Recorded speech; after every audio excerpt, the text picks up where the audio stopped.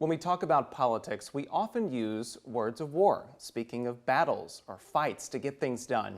Now a group called the Builders Movement is taking a different approach. The goal is to bring people from different backgrounds and political beliefs together to help build real policy solutions. It's now bringing that mission here to Texas with what its leaders are calling Citizen Solution Sessions. Here to tell us more about that work is Stacey Blakely. She is the executive director of the Builders Movement. Stacey, welcome, and thank you so much for joining us today. We appreciate it. Well, we're grateful to be here. Okay, let's start with, what is it about our current political climate that makes you think this mission will work now? I think we're seeing the tides turning. There's always a pendulum in politics. We see it. You go far left, far right. I think what you have now is a majority of Americans, and there's plenty of studies to back this up, they're exhausted by all of it.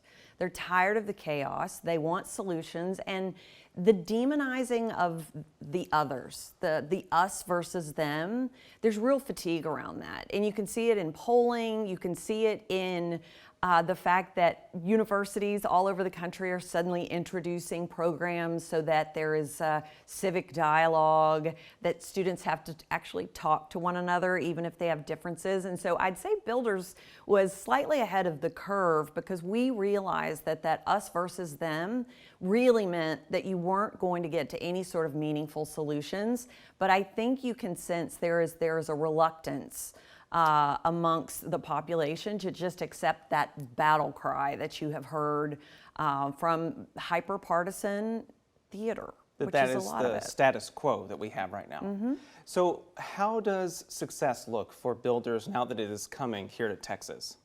Well, it's a process for us here. Like anything, when you're engaging in change, there are several steps that we're going to take. And so the first is a citizen solutions that you mentioned. That's a really important process that we can talk about a little bit more in depth. But just giving citizens a voice in policy making, identifying what is it that they care about, and how do they think that we should solve these problems. Builders is not a think tank. We're not going to prescribe these are the solutions that you need to follow. Instead, we really want this to be a grassroots, bottoms-up approach. So in addition to the citizen solutions, we also have a digital AI conversation tool so that Texans all over the country can give input. So success at the end is we have citizens from all over the great state standing at Governor Abbott's desk, let's say May or June of 27, and we're signing into law legislation that they came up and advocated for. So you mentioned those citizen solutions sessions. You had some just this past weekend. So what did you hear from Texans exactly at that time? What I thought was really encouraging is that we had a really wide variety of people in the room. We had a 19-year-old self-described liberal. We had a 71-year-old East Texas Republican. And, you know, we had folks from Alpine to Austin and Lufkin to Lubbock, and many came in quite skeptical.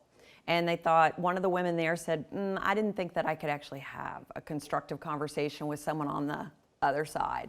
And so as they got to know each other and build trust, which is part of the exercise, what they started to share were their own healthcare stories, because that's an issue that touches everyone's lives. That's why we're focusing on it. And then what you saw is a mix of pragmatic ideas, hopeful ideas. We had practitioners in the room, insurance folks. We had just all your kinds of citizens that are going to be sharing their different experiences, but all of that combined was sort of democracy in action right there in front of us, you know, at a conference table here in Austin. Yeah, directly in front of you. So why focus on healthcare specifically and gathering people's ideas and maybe different policy prescriptions related to that? So, I mean, obviously healthcare, top 3 issue, almost any poll. Sure. And what we found in our polling was there's significant overlap on some common sense, common ground solutions. So while it is a complex and difficult issue, we didn't start somewhere easy. We think it's really important to give citizens a voice in this healthcare. The theme that keeps emerging through the stories people are telling IMA, which anyone can go to builderstx.org, share their stories with our conversational tool, IMA. But what we heard there and we heard this weekend, affordability obviously is an issue. Access in rural Texas, a big issue. Medical debt, Those are the things that they kept coming back to again and again and started working on solutions around those particular issues. As you're gathering this feedback from different people from all across the state, who then is going to move forward and craft policy that you would like to introduce in Texas? So we're going to assemble a panel of experts from a wide range of industry specializations, because obviously what we want to put in front of lawmakers needs to be something that is very sound policy. And so we will have policy experts in addition to industry experts that will take everything from the citizens, package that back up, and then we're going to put it back in the hands of the citizens to run with it, meet with lawmakers, attend hearings. The goal here isn't just to say, oh, here's some nice ideas. It's to have real change driven by Texans. Okay.